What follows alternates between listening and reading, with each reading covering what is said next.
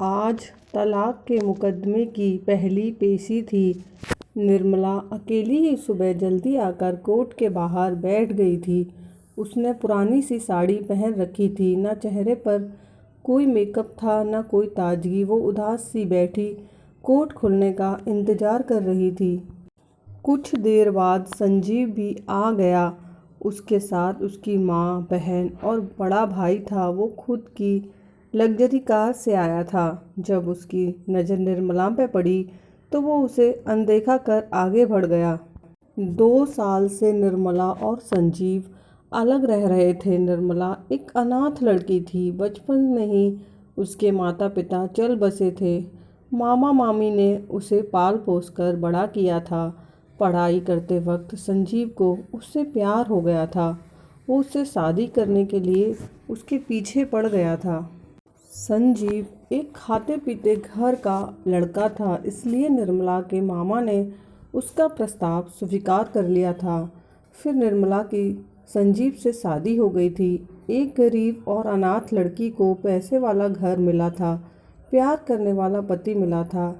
ऐसे लग रहा था जैसे निर्मला के भाग खुल गए हों।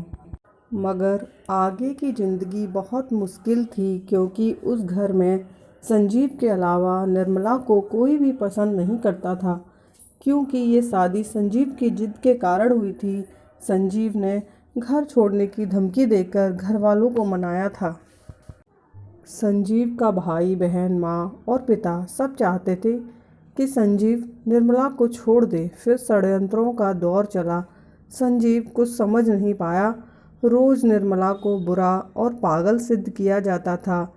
1 साल में ही घर में ऐसा वातावरण तैयार हो गया कि संजीव भी निर्मला से नफरत करने लगा था।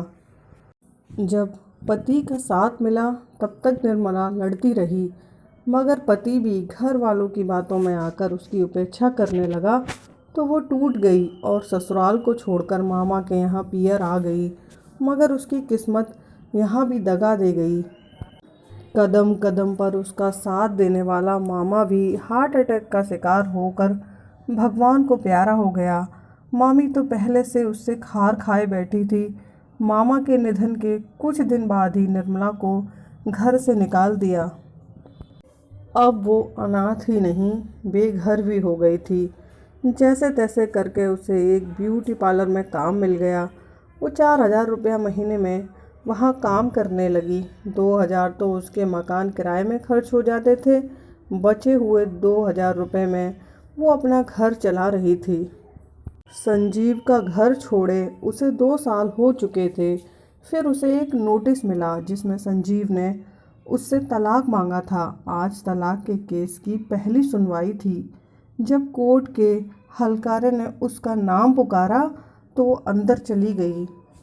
संजीव अपने भाई और माँ बहन के साथ पहले से वहाँ बैठा था। मुकदमा शुरू हुआ तो संजीव के वकील ने पहले तो दोनों की शादी की झूठी सूठी दास्तान बयां की। फिर बोला, जज साहब, मेरे मुँह वकील के साथ बहुत बड़ा धोखा हुआ है। मासूम सी लगने वाली निर्मला देवी एक चरित्रहीन औरत है।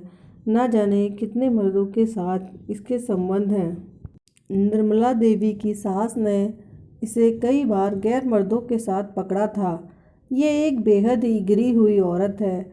इसने मेरे भोले भाले मुँह वकील को प्यार के जाल में फंसाया, फिर उसकी ज़िंदगी तबाह कर दी। जज ने निर्मला से पूछा, क्या आपका कोई वकील है? निर्मला बोली, नहीं है जज साहब। जज ने कहा, अगर आप वकील अफोर्ड नहीं कर पा रही हैं तो कोर्ट आपको वकील देने की व्यवस्था कर सकता है।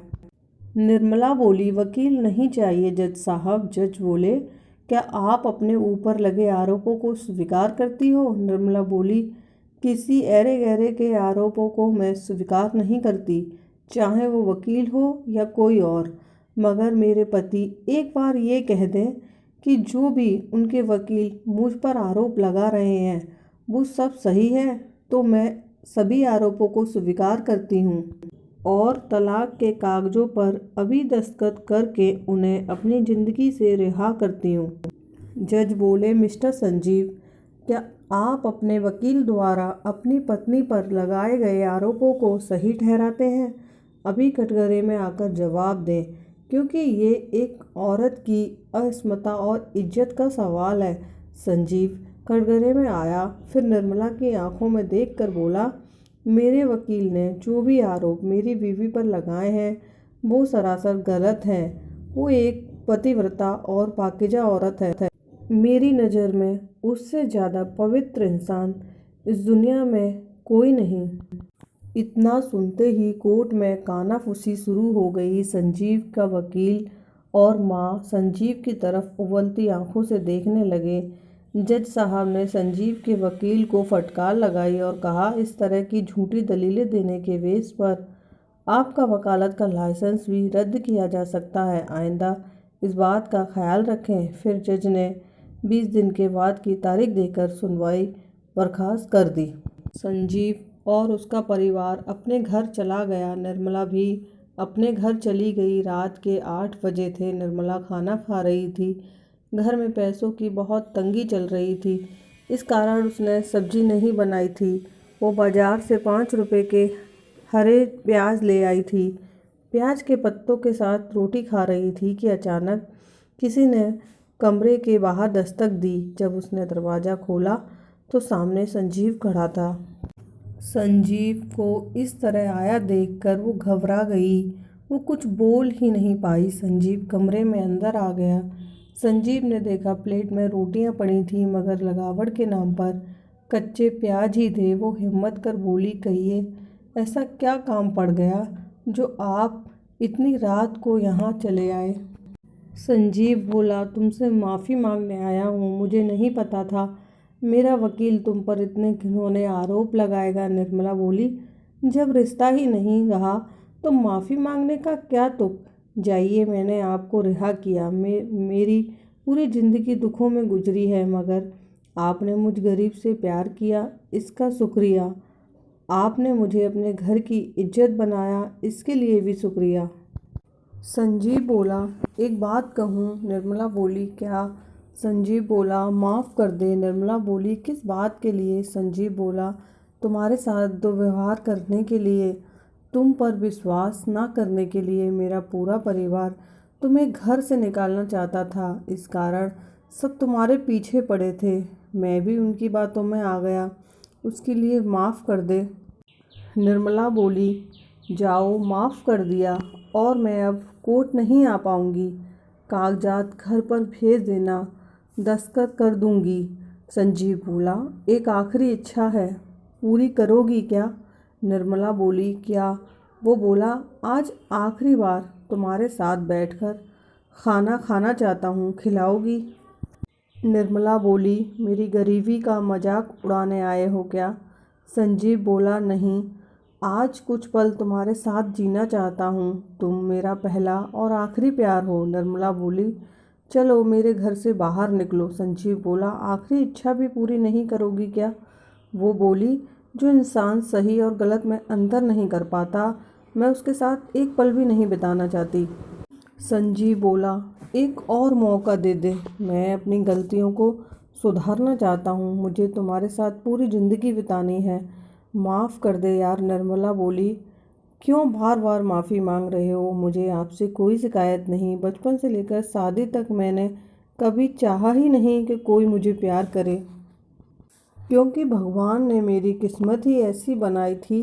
फिर उसने रोटी और प्याज दिखाते हुए कहा, ये जो खाना देख रहे हो, ये मेरा प्रिय भोजन है। मामी मुझे यही खाना दिया करती थी।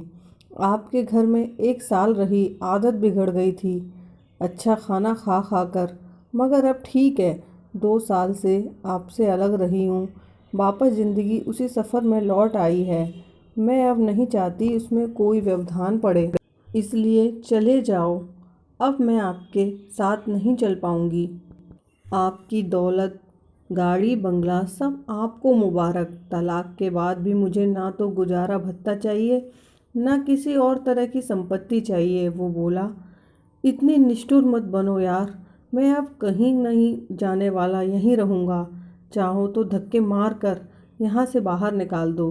फिर संजीव ने प्याज रोटी उठा ली और खाने लगा, मगर एक निवाला भी वो अंदर नहीं उतार सका। गले में अटक गया, हिचकी शुरू हो गई। निर्मला को हंसी आ गई। वो पानी का गिलास उसे देते हुए बोली, ये गरीबों का भोजन है संजीव बाबू, आप अमीरों की लाल ग्रंथियाँ इसे स्वीकार नहीं करेंगी। लीजिए पानी पी लीजिए। उसे हंसते देखकर वो उसके चेहरे की तरफ देखने लगा। इसी प्यारी सी मुस्कान पर तो वो फिदा था। वह पानी पीते हुए भी उसी की तरफ देख रहा था। निर्मला उससे नज़रें नहीं मिला सकी, इस कारण उसने नज़रें झुका ली। संजीव ने उसका हाथ पकड़ लिया, बोला, ए नीरू, एक मौका और दे दे यार, मैं तुम्हारे बिना नहीं रह पाऊँगा। निर्मला ने बिना हाथ छुड़ाए कहा, 2 साल हो गए हैं, मेरे बिना ही तो रह रहे हो।